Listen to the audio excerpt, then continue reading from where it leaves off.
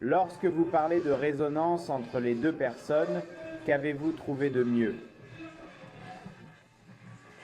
dans le travail en groupe que de travailler seul sans tenir compte de l'individu? Si vous aviez un problème assez difficile à résoudre ou un problème qui devait être abordé, il n'était pas trop envahissant dans la mesure où il était abordé. Par exemple, si vous venez me voir parce que vous ne pouvez pas vous accroupir et que nous allons travailler ensemble pendant 1 heure, je vais vous expliquer pendant 1 heure pourquoi vous ne pouvez pas vous accroupir.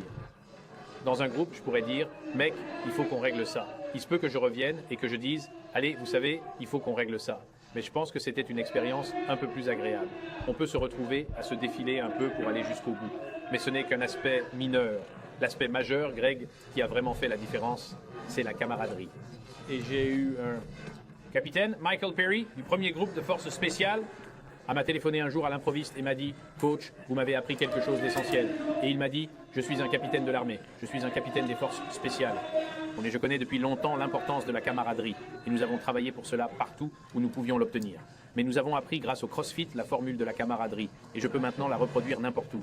Et je dis « Capitaine, qu'est-ce que c'est ?» Il me répond que c'est l'agonie couplée au rire.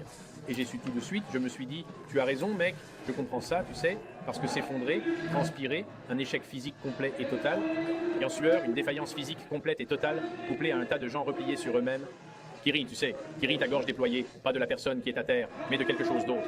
Il y a toujours un moment, si vous êtes en tête à tête ou si je parle à quelqu'un, où vous vous dites « Qu'est-ce qui s'est passé? Qu'est-ce qui s'est passé ?» Parce que tout le monde est juste, vous savez, et c'est comme des enfants. Je ne sais pas si vous avez des enfants, mais quand ils sont partis quelque part et que les rires commencent, c'est là qu'on se dit « oh, qu'est-ce qui se passe là-bas, vous voyez ?» Et souvent, c'était quelque chose d'un peu déplacé où, vous savez, c'était mignon. Mais c'était une interaction avec un groupe que vous n'auriez jamais vu au Bally's, au Worlds, au Golds, au LA Fitness. Vous savez, dans cet environnement, vous entrez, vous faites votre propre entraînement, vous êtes peut-être quelqu'un à qui vous parlez à la fontaine, vous pouvez même mettre, apporter votre propre musique pour vous déconnecter du monde. Avant, c'était le Walkman. Maintenant, c'est le iPhone ou iPod. Tout le monde fait son iPod. Mais j'ai connu des gens dans le passé qui mettaient une paire d'écouteurs et enfonçaient l'autre extrémité dans leur pantalon pour que personne ne leur parle, juste pour empêcher les gens d'interagir avec eux. Et pour que personne ne leur parle, juste pour empêcher les gens d'interagir avec eux. C'était souvent le cas dans le passé. Les gens étaient là pour vivre une expérience singulière, privée et unique. C'est un peu comme s'ils louaient l'espace et l'équipement aux propriétaires de la salle de sport et ils voulaient s'entraîner seuls.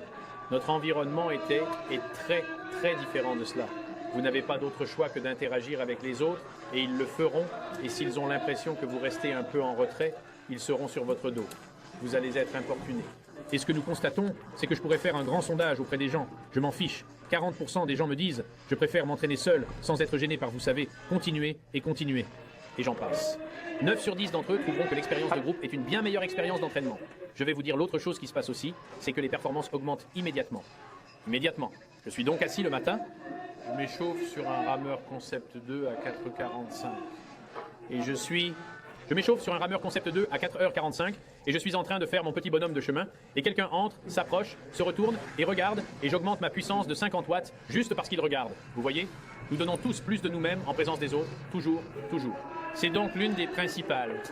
Que les gens arrivent et se disent « Vous savez, j'ai un frane de 7 minutes. » J'ai entendu parler d'un frane de 3 minutes et je comprends un frane de 6 minutes. Rendez mes chiffres plus faciles. J'ai un frane de 6 minutes. Greg Arnold a un frane de 3 minutes. Je ne savais pas trop comment il faisait et maintenant je comprends qu'il a 2 fois plus mal que moi. Je ne m'abandonne pas pour ce que j'ai mis. Il est amusant de constater que cela n'est pas apparu dans le film. Il n'y avait aucun moyen d'écrire à ce sujet, mais ils faisaient un bébé de leur personne et disaient « Regardez ce gars, il est foutu ». Et puis il se levait et disait « Ok, maintenant j'ai compris ». Et le gars faisait un frane de 4 minutes et demie, vous savez, alors que son PR précédent était de 6 minutes. Il y a cette idée fausse qu'il suffit de faire ses entraînements assez longtemps pour qu'ils deviennent plus faciles et que les temps s'améliorent.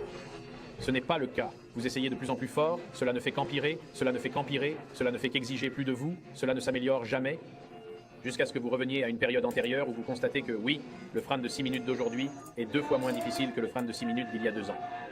Il y a 2 ans. Mais je ne fais plus de frane de 6 minutes. Je peux me forcer à faire ce que j'ai maintenant, un frane de 4 minutes, et je déteste ça, vous savez. s'agit donc d'un face-à-face avec la réalité que on ne reçoit que ce que l'on donne et que les gens s'étendent à des endroits où ils n'ont jamais été auparavant. Jamais été auparavant.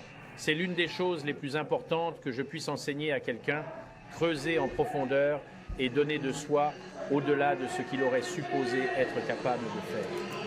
C'est probablement la meilleure partie du métier de formateur. C'est de voir les gens dire « Oh mon Dieu, je ne savais pas que je pouvais faire ça ». Voir une fille arriver, elle a le vertige, elle pèse 20 kilos de trop. Et maintenant, 6 ans plus tard, elle participe à la compétition dans la division master et elle peut, vous savez, elle était une vieille dame obèse, maintenant elle est jeune et participe à la compétition. C'est Sally State en passant. J'aime bien ça. La première fois qu'elle a grimpé à la corde, elle a pleuré comme un bébé. Maintenant, pourquoi tout le monde pleure? Ils vont raconter l'histoire, regardez les émissions. Je ne pleure pas. Greg Amundsen pleure. Anis Sagamora pleure. Même Tony Budden pleure, vous savez? Vous aimez juste, vous savez. Et si vous, comment pouvez-vous être connu de ça? Alors c'est la grand-mère de quelqu'un qui vient juste de grimper à la corde. Et oui, c'est incroyable, c'est incroyable.